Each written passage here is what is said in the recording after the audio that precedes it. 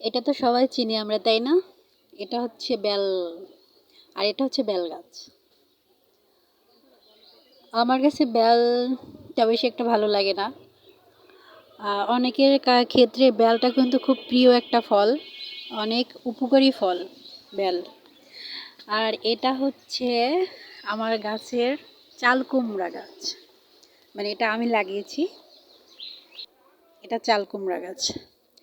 দেখেন পেঁপে গাছ, মানে গাছটার কি অবস্থা, আবার সে নাকি পেঁপে ধরছে, মানে সেই গাছে আবার পেঁপে ধরছে।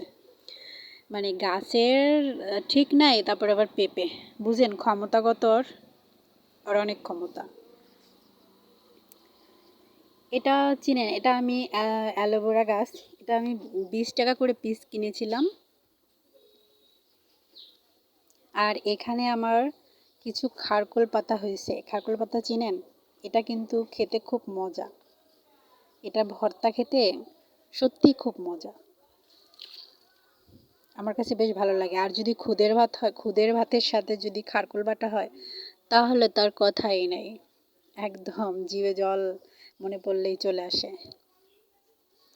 অনেকেই হয়তো চিনবেন খারকোল। এই যে এরকমটা পাতা হয়, এরকমটা পাতা হয়।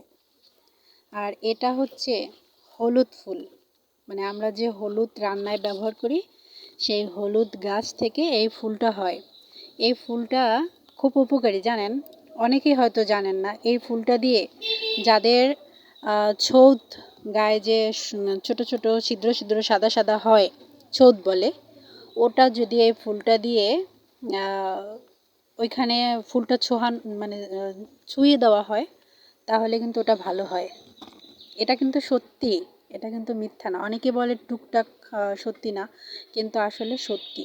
এটা সত্যি, কারণ আমি নিজেই এটা ট্রাই করছি। এটা সত্যি। এটা একটা ঘাস ফুল, অনেক সুন্দর। আর যারা গ্রামে থাকেন তারা তো সব কিছুই চেনেন। যারা শহর এলাকায় থাকেন, শহরে বড় হচ্ছেন, অবশ্য তারা এগুলা চিনেন না। এটা হচ্ছে তেলা কচুর পাতা বলে, তেলা কচু। হ্যাঁ, তেলা কচু। আমি আগে এটা উচ্চারণ করতে পারতাম না।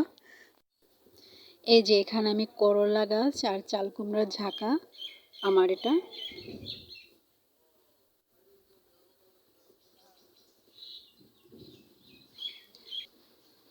তারপরে হচ্ছে ঐতিহাসিক পুকুর। এটা দেখেন কত সুন্দর, অনেক সুন্দর, তাই না?